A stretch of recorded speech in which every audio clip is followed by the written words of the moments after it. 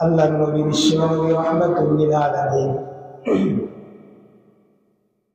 মক্কার ভিতরে তিনি জন্মগ্রহণ করেছিলেন।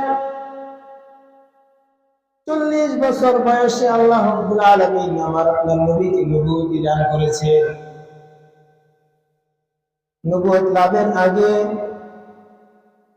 মক্কার সব মানুষগুলো আমার নবীর বন্ধু ছিল। ছোটরা আমার নবীকে শ্রদ্ধা করত, বড়রা আমার নবীকে স্নেহ করত, সমবয়সীরা আমার নবীকে ভালোবাসত। মক্কার প্রত্যেকটা মানুষের দৃষ্টিতে আমার নবী, আমার আপনার নবী একজন আদর্শ মানুষ হিসেবে প্রতিষ্ঠিত ছিল। নবুয়তের আগে, নবুয়ত যখন আল্লাহ রাব্বুল আলামিন আমার আপনার নবীকে দান করেছেন, আল্লাহ রাব্বুল আলামিন যখন রিসালাতের দায়িত্ব দিয়েছেন, আমার আপনার নবী, আল্লাহর নবী বিশ্ব নবী মানুষকে আল্লাহর কথা বলা শুরু করেছে। মক্কার কাফের মুশরিকরা মূর্তি পূজা করত, গাছের পূজা করত, মাছের পূজা করত, আগুনের পূজা করত। আমার আপনার নবী সব জিনিসের দাসত্বকে ছেড়ে দিয়ে এক আল্লাহর ইবাদতের কথা যখন বলা শুরু করে দিয়েছেন, মক্কার সবগুলো মানুষ একে একে আমার আপনার নবীর দুশমন হয়ে যাচ্ছে।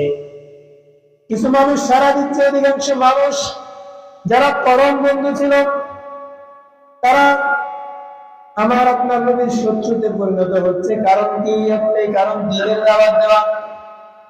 ধন সম্পদ টাকা পয়সা নিয়ে কারোর সাথে কোনো বিরোধ ছিল না। অর্থ করি পদ প্রতিপত্তি নিয়ে কারোর সাথে কোনো বিরোধ ছিল না। একমাত্র আল্লাহর কথা বলার কারণে সব বন্ধুগুলো শত্রু হয়ে যাচ্ছে।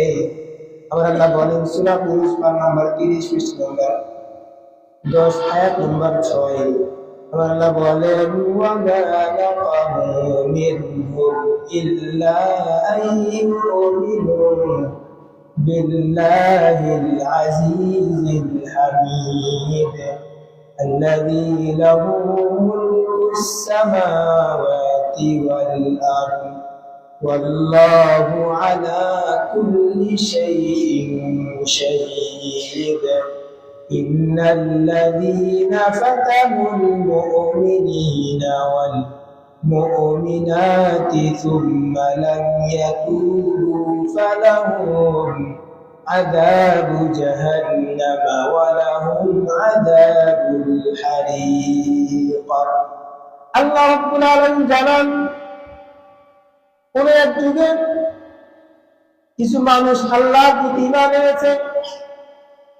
আল্লাহর প্রতি ঈমান আনার কারণে তাদেরকে কাফের মুশরিকরা নির্মমভাবে নির্যাতন করেছে, অন্যায়ভাবে হত্যা করেছে।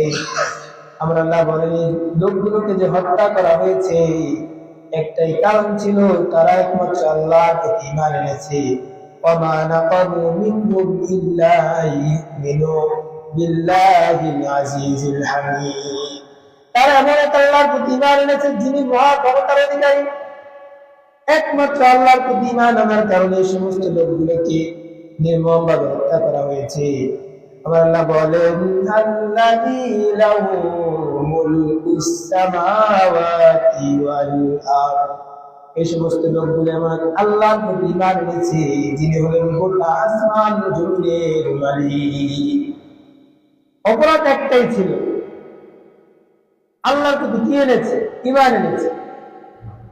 আমার রাসূলের অপরাধ একটাই, আল্লাহর কথা বলতে, আর কোন অপরাধ ছিল না। আমার আল্লাহ বলেন আল্লাহু আলা কুল্লি শাইইন শাহীদ। যে সমস্ত মানুষেরা আমার প্রতি যারা ঈমান এনেছে তাদেরকে ঈমান আনার কারণে অন্যায়ভাবে হত্যা করেছে, নির্যাতন করেছে, আল্লাহু আলা কুল্লি শাইইন শাহীদ। আমার আল্লাহ এদেরকে দেখে রেখেছেন। আল্লাহ এদেরকে দেখে রেখেছেন, এদের হিসাব হবে। আল্লাহ সব প্রত্যক্ষদর্শী। কে কি করেছে, কে কার উপরে জুলুম করেছে, অন্যায় করেছে, অবিচার করেছে, সব যিনি দেখেন তিনি হলেন কে? আল্লাহ।